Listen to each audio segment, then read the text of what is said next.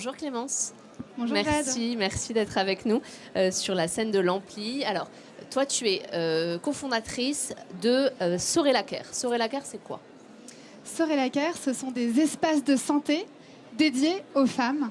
Donc, ce sont les premiers espaces pluridisciplinaires dédiés à la santé de la femme, avec des médecins, gynécologues, sages-femmes, kinésithérapeutes, ostéopathes, psychologues, qui sont experts de la santé de la femme et qu'une femme va pouvoir venir voir de la puberté à la post-ménopause pour prendre soin de sa santé. Qu'est-ce qui, quand on regarde votre parcours, est-ce que c'était logique d'atterrir là-dedans? Qu'est-ce qui vous a conduit à créer un environnement aussi apaisant pour la femme? Parce que je pense que le terme, c'est vraiment ça, c'est de se sentir couconnée. Qu'est-ce qui vous a poussé, qu'est-ce qui t'a poussé, pardon, à arriver, enfin, comment t'as atterri là-dedans? Alors effectivement, peut-être pas forcément inné dès le début, même si dans toutes mes expériences professionnelles précédentes, j'ai agi, j'ai créé pour l'égalité homme-femme en entreprise autour de moi. J'ai commencé avec quelques années en conseil, ensuite j'ai été en e-commerce en Asie du Sud-Est, dans une culture complètement différente, où finalement une culture où le corps, l'esprit, on travaille beaucoup sur cet alignement. Et c'est en découvrant à quel point les femmes étaient connaisseuses de leur corps, avaient des informations, s'entraidaient, une sororité aussi en Asie que j'ai trouvée entre les femmes. Et ça a été vraiment un déclic pour moi de me dire mais pourquoi c'est pas comme ça en Europe? France, c'est pas ça. Pourquoi c'est pas comme ça en France? Il y a un problème, il faut qu'on revienne finalement à une information, à une prévention, qu'on connaisse notre corps et que les femmes puissent être libres aussi de leur choix de santé. J'ai été pas mal révoltée par des histoires vraiment de femmes, des histoires de professionnels où leur contraception ne leur convenait pas, mais elles ne savaient plus quoi faire. C'est vraiment l'exemple de la contraception. Ça concerne quand même toutes les femmes. Leur maternité, elles se laissent vraiment embarquer dans des choses sans finalement faire de choix, alors qu'il s'agit de son corps, de sa santé. À la ménopause, je n'en parle même pas. Il n'y a aucun choix. C'est une page blanche qu'il faut écrire pour ces femmes.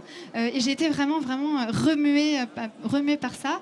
Et après 7 ans dans le e-commerce, à finalement vendre des chaussures en ligne en Asie du Sud-Est, je me suis dit, en rencontrant mes associés Jeanne et Youssef, que nos compétences à tous les trois, puisque Jeanne a été avocate, Youssef est CTO, donc c'est un développeur, à tous les trois, avec toutes ses compétences, dans le secteur de la santé, on pouvait faire un truc de fou.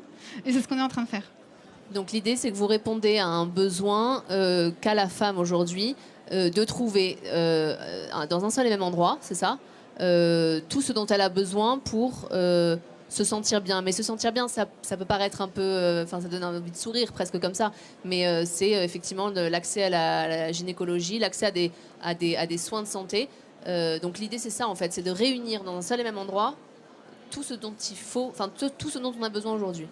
Exactement. Donc, du point de vue des patientes, du point de vue des femmes, c'est de se dire, c'est simplifié.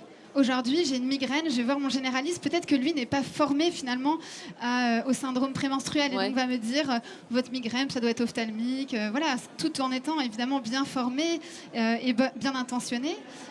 Une femme aujourd'hui, quand elle a un problème de santé, elle ne sait pas vers qui se tourner. On a 60% des femmes qui abandonnent leur parcours de soins car elles sont en errance médicale, elles ne savent plus où se tourner. Demain, aujourd'hui, elles peuvent aller chez Sorela et trouver une équipe d'experts où tout est disponible sur place. Ce sont des médecins salariés par Sorelaker, ou est-ce que tu vois la différence entre médecins salariés, voilà. Est-ce que ce sont des médecins salariés par Sorelaker? Alors c'est un vrai sujet justement sur lequel on a beaucoup réfléchi. Quel est le modèle pour les professionnels de santé pour venir travailler chez Sorela? On travaille aujourd'hui avec une équipe d'une quinzaine de professionnels. On a une directrice médicale, le docteur Roquette, qui vient de Port-Royal travailler avec nous à temps plein. Et donc en réfléchissant à ce modèle, on est arrivé à la nécessité de créer un modèle clé en main pour les professionnels.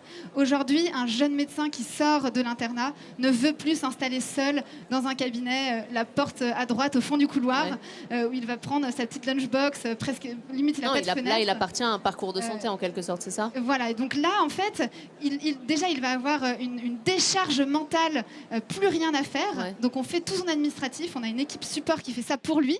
Il dédie son temps aux soins, donc on crée du temps de soins chez Sorela.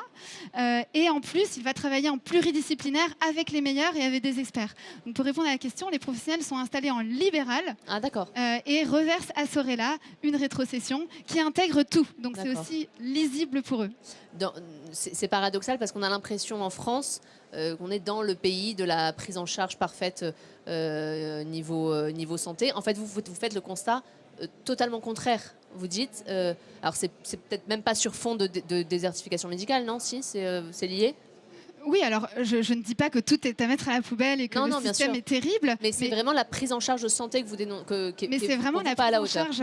On vient de faire une étude et c'est pour ça que je suis ravie de vous partager aujourd'hui les chiffres de cette étude qui est sortie hier, où on est allé voir les Français et les Françaises et on leur a demandé comment vous sentez-vous face à la gestion de votre santé. Et la moitié des femmes ont répondu qu'elles étaient désemparées face à la gestion de leur santé. Je ne sais pas quoi faire, je ne sais pas où aller, je ne sais pas quel professionnel peut m'aider, je suis en errance médicale, j'ai mal, personne ne s'occupe de moi ou personne en tout cas ne trouve la solution à mon problème. Donc on a vraiment un problème d'accessibilité aussi à ces soins, de compréhension, de clarification du parcours de soins. Donc il y a un gros volet psycho aussi. Il y a un gros volet psycho et il y a un volet vraiment de dire voilà, maintenant je sais où aller, les experts sont là, les experts vont me prendre en charge, ou en tout cas je vais pouvoir faire des choix en pluridisciplinaire. Donc on rejoint cette idée première de l'Asie que j'avais eue, de cette approche globale finalement qui est le sens de l'histoire en santé, de dire aujourd'hui on n'est pas la somme de parties, mais on devient une seule et même personne, un tout avec le psycho, la santé mentale, l'alimentation, l'activité physique et évidemment le soin des pathologies qui existent. Clémence, le thème de cet événement, c'est la fierté. Bon, il y a 1000 raisons pour lesquelles tu peux être fière. Si tu devais en choisir une, ce serait laquelle?